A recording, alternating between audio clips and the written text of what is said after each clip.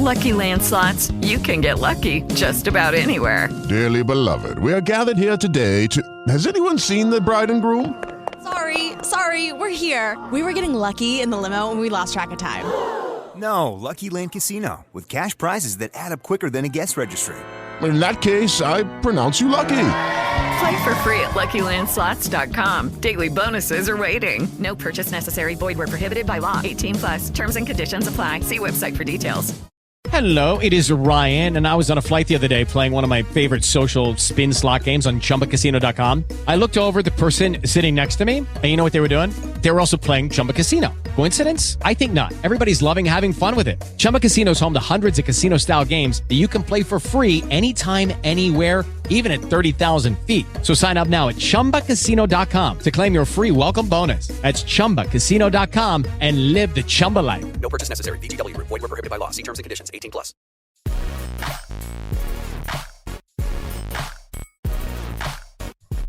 Hey, what's going on? This is Tyler with Black Diamond Softball and Fitness, and we've got a brand new episode of the Foul Pole to Foul Pole Daily Show, brought to you by Loud Cup. Elevate your fan game with Loud Cup. Our revolutionary design transforms your cheers into sippable delight. Whether you're rallying your team or celebrating a win, Loud Cup enhances the thrill. With an array of vibrant colors to match your favorite teams, you can make every game a home game. Don't miss out. Visit loudcup.com and see why the Loud Cup is a sports fan's best friend. All right, man, it's been about 2 days and I'm still getting feedback on the value that we're getting as far as playing travel sports and softball in particular. And there's two different sides of when we're looking at value. When we're talking about tournaments and the stuff that kind of comes with that, where can we get more value when we play in these events? And on the other side of that, to play in the game, being a part of a team, being a part of an organization, and the value that comes from sort of within that smaller network. So, and when we talk about that word value, it really does sort of get the gears turning, if you will. I mean, everybody has their own different perspective on it. Everybody has their own different opinion, and you know, it triggers different things with people. So I do want to keep the conversation going because, I mean, money is the root of all evil. Money controls everything, it seems like. You know, we base our decisions around finances. So when parents start to lose their will to keep putting money out there, we will start to see things change in the softball world. When money comes in, the sport grows. You can look at the popularity, the more people that get involved with it, whether it's TV money going to the NCAA or it's TV money going to professional games, TV money going into stadiums, that kind of stuff. It really puts the game in front of a lot of people or more people, if you will. If you take the TV money away and you just look at like on the local level, you look at your facilities around town, the more money that goes into those, the better facility looks. There's an attraction to that. People want to play there. And then, of course, you have these sort of meccas in the softball world, these particular ballparks that people have either gone to and really like, or people have heard about, so they want to go. Whether we're talking about Scenic City in Tennessee, we're talking about the wonderful ballparks and down in Florida, like something like the Space Coast. We're talking about all the facilities out there in Southern California. If we're talking about the Colorado Sparkler, there's so many places that people want to go to. So when they go there, there's more money. Different things kind of happen, and depending on who gets the money and how much money they get and that kind of stuff, it sort of determines where that money goes and what they can do with it. So everybody's got their hand in the pot. Everybody's got their hand out for money, whether it's your tournament directors, whether it's the cities, the counties, whoever owns the ballparks. You know, you can even take it all the way down to team managers trying to figure out uniform costs, trying to figure out what events they're going to go to, camps, clinics, tournaments. You know, it all costs money. It all comes out of mom and daddy's pocket. So I mean, when we're talking value, when we're talking cost, when we're talking price, anything that really has to do with money, there's going to be an interest in it, whether you're okay with spending that amount of money or you're not, and you got to figure out a way to get around that. So I wouldn't say it's a fun topic. It's an interesting topic because we all come from different walks of life. We all come from different backgrounds. Some of us are willing to pay more. Some of us are not willing to pay as much. And it just depends. I mean, that individual definition of value. So I appreciate you guys chiming in. Keep that coming, whether you're commenting over on the YouTube side, you're hitting me up on Facebook, in those different forums, those different groups. I love talking about it. I can give you my opinion on this stuff, and I have a couple of different times, and I really like your opinion on it because it helps me, and it kind of it might shine some light for me in a different direction. It might get me to go down a rabbit hole and try to figure out the best way I can to maybe give some advice or give some experience or whatever. So appreciate you guys for that. Today I do want to get into a little bit of self-reflection and some soul searching, and maybe help parents talk to their kids and sort of help them a little bit with mental performance, sort of help them with their self-esteem, with their confidence, and that kind of thing. And we can kind of put this into that value category. We've got our athletes, we've got our daughters, and we want the best for them. So we put them into sports, and we know that sports sort of, it can encompass a lot of different things at different times. There's, we can use sports analogies in everyday life. We can take everyday life and put that into sports. Me as a softball instructor, I try to use as many analogies as I can to help these young athletes understand different things. And I coach from an angle of failure because I want the softball player to understand, just like baseball or any other sport, there is an element of failure that it comes natural with whatever you're trying to do, whether you're an artist or whatever, a landscaper, whatever it is, you're going to fail along the way. And that's where we better ourselves. That's where we eventually are able to find success because we've learned along the way. And, there's different ways people talk about it differently when it comes to failure. They, if you're not failing, you're not succeeding. You have to fail before you succeed. You learn from failure. I mean, there's a lot of people, and I love how we're changing sort of how we look at that word failure. Failure is probably my favorite word. Once I embraced that failure is okay, and I started teaching from that angle, if you will, it really opened me up as an instructor and as a coach and a mentor for different things. And you get these younger athletes and older athletes too. It doesn't really have an age put on it, but they're able to understand that I have to go through this. If I'm too scared, or if I can't just bring myself to even compete or try to do something, I don't know how good I can truly be. And that's the one thing. If you're scared of failure, we've got to start right there. So we have to figure out what we can either say or do, who we can talk to, what we can read, music, something that's going to help trigger you and get you to move into, okay, well, I'll at least give it a shot, or I'll at least be okay with, if I fail, I fail, but at least I'm out here doing it. And there's a couple different ways that I do that as a coach. Judy was boring. Hello. Then Judy discovered ChumbaCasino.com. It's my little escape. Now Judy's the life of the party. Oh, baby, mama's bringing home the bacon. Whoa, take it easy, Judy. The Chumba life is for everybody. So go to ChumbaCasino.com and play over 100 casino-style games. Join today and play for free for your chance to redeem some serious prizes. ChumbaCasino.com. No purchase necessary. Void where prohibited by law. 18+ terms and conditions apply. See website for details. Where in the beginning of a lesson or the beginning of a practice, if I try to make it light and fluffy and I try to break down all the barriers. And I try to get them to go, hey, look, it's either going to go one way or the other. Either we're going to get it right or we're going to get it wrong. We're either going to do it well or we're going to do it bad. We're either going to succeed very first try or we're not. It doesn't change the fact that we're about to do something. So I work from drills, especially in the beginning when we're getting loose and we're getting warmed up, to where, hey, we don't really care what happens. We're not looking for results here. We're just looking at getting our body to move. And we want to sort of like dial it in. Now, you guys know my past in the Marine Corps. When we're trying to hit a target, say we're using mortar rounds and there's a target that's way out there. Okay. We're trying to dial it in, and we use what's called bracketing. Okay. If we have a target and we overshoot it, we don't walk it back just a little bit and lob another round. We make a big, bold adjustment so that we know we're going to undershoot it.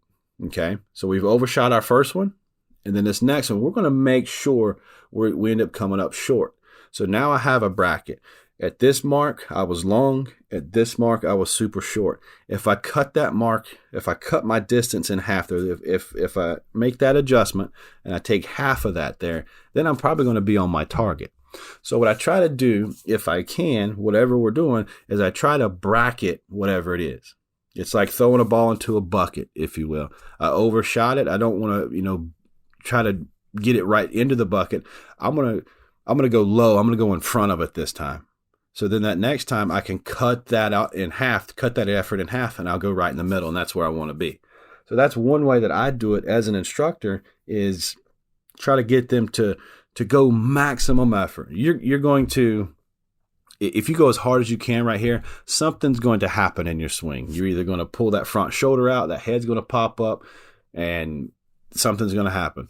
Or you're going to roll over, or your hips are going to, get way out in front of your hands, or your hands are going to get way out in front of your hips. Something's going to happen. So show me maximum effort, and I want you to tell me what you feel happened. Tell me what you feel went wrong. And then there's a video element to that. So this is what you felt. This is what it looks like. So you can see when I go max effort and this is what I feel, this is what's actually happening. This is the physical part of that. So there's ways to teach from failure. And if you're not using video, whether it's pitching lessons, you're hitting lessons, you're fielding, whatever it is, maybe we're working on slapping, or maybe we're working on footwork at first base, or we're working on footwork in the outfield. If you're not taking video, try it. Because there's one thing to feel something when you're not getting something right. And then it's something completely different when you can see it and you're not getting right. So think about it. We all got Game Changer or Sideline HD or Athletes Go Live or whatever we use to stream our games for whoever.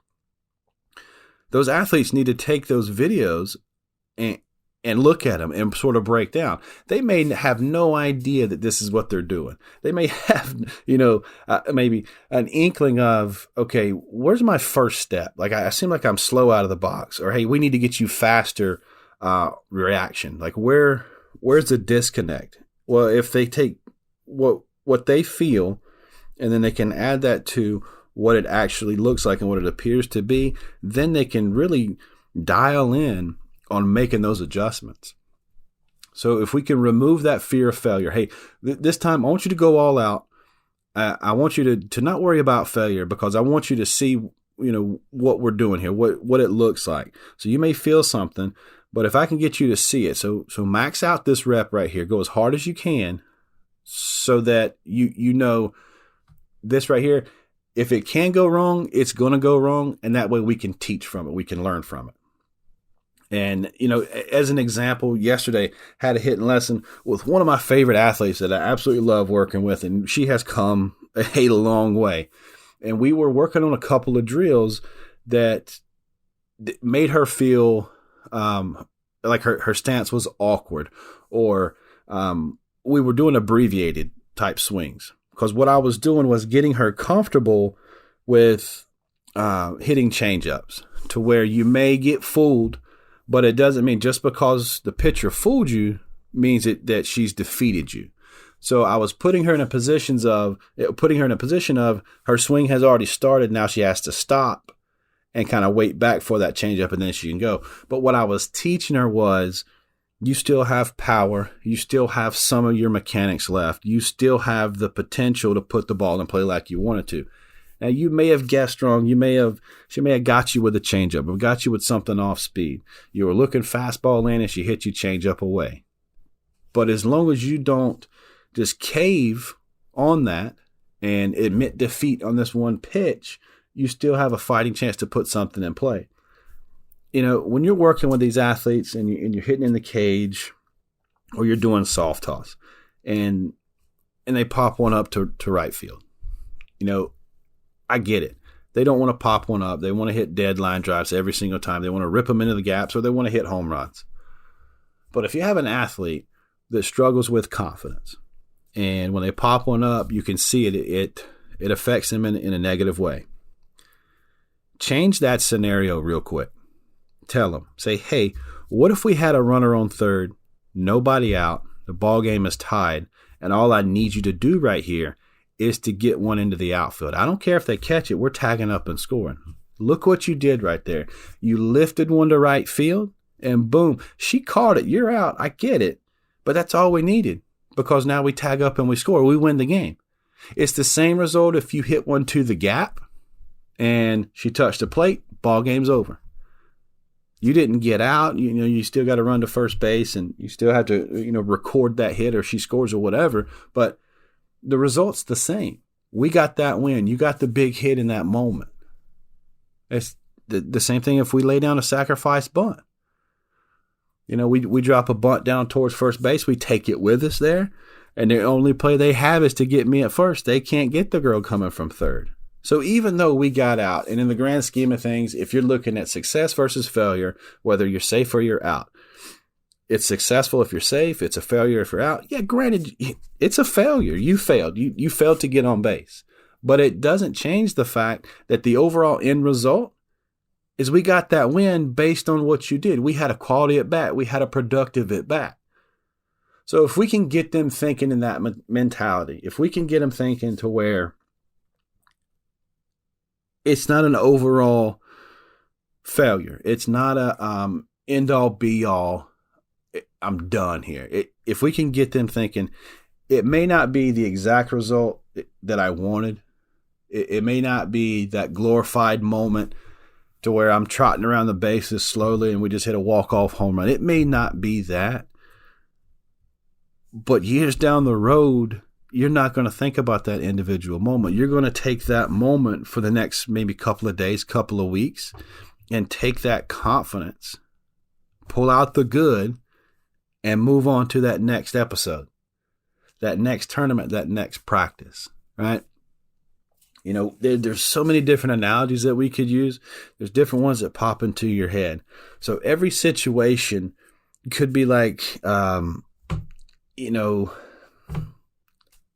I don't know, say it's something that you're about to eat, you know, and you may not like every ingredient that comes in that salad that came to your plate. So what do?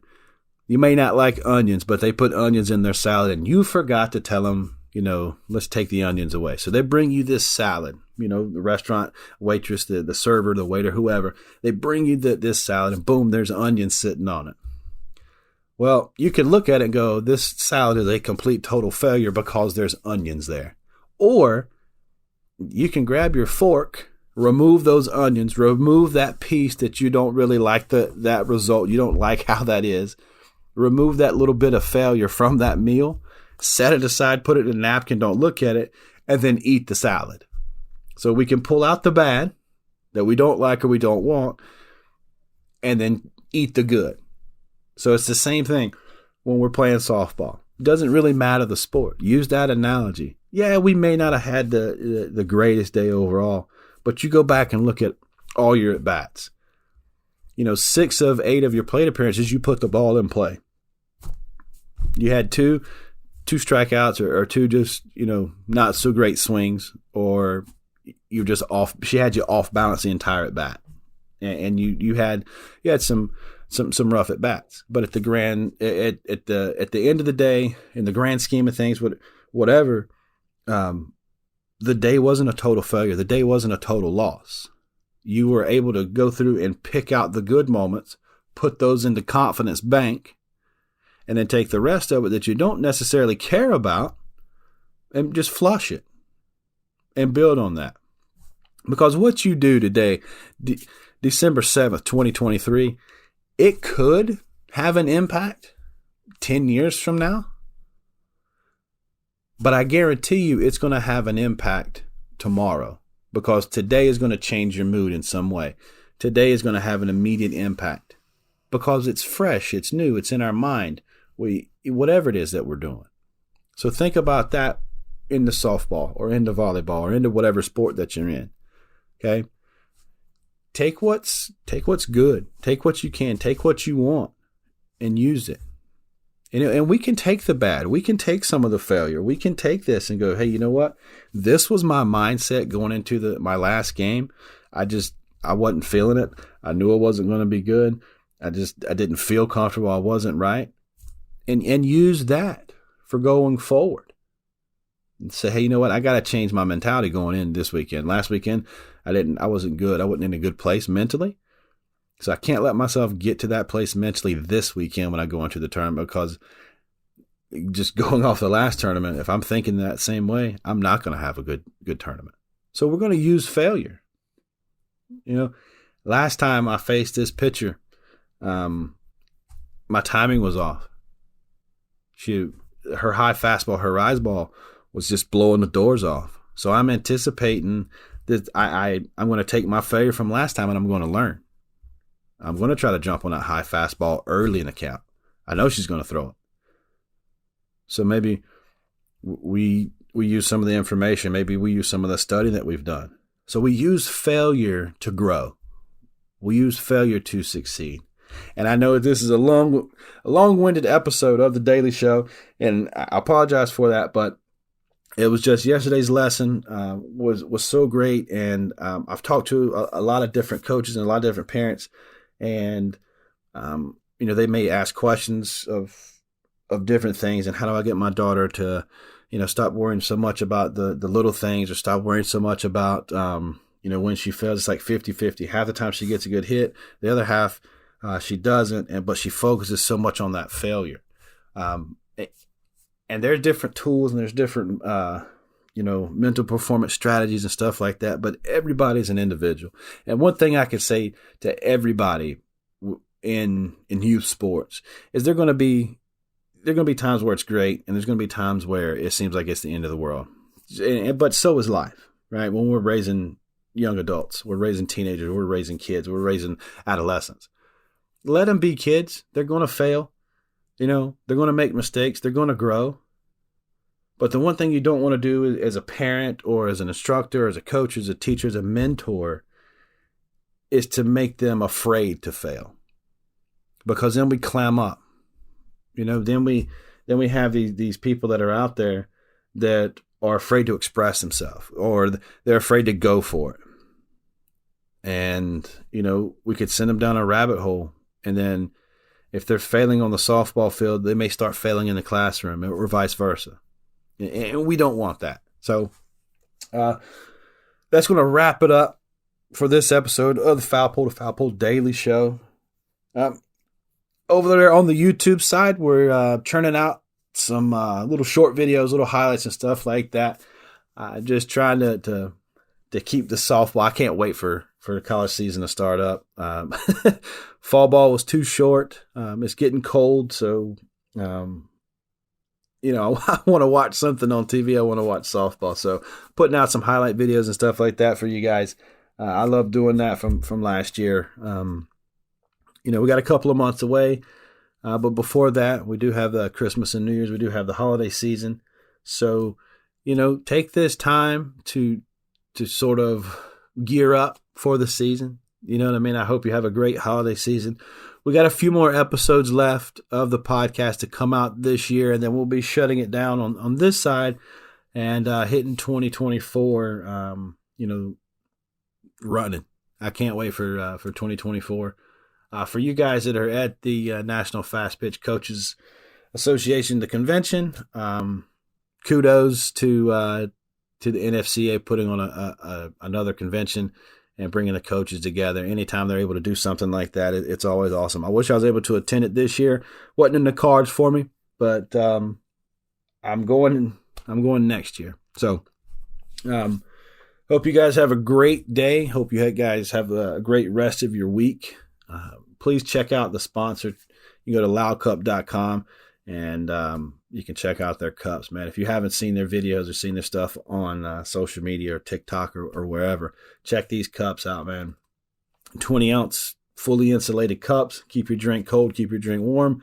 And then also if you're not drinking it, there is a horn on the bottom. So you blow in the top side of it, and it's noisemakers. It's pretty cool. Check it out. It's loudcup.com, or you can check it out on you can click the link below in the description here. So have a great day.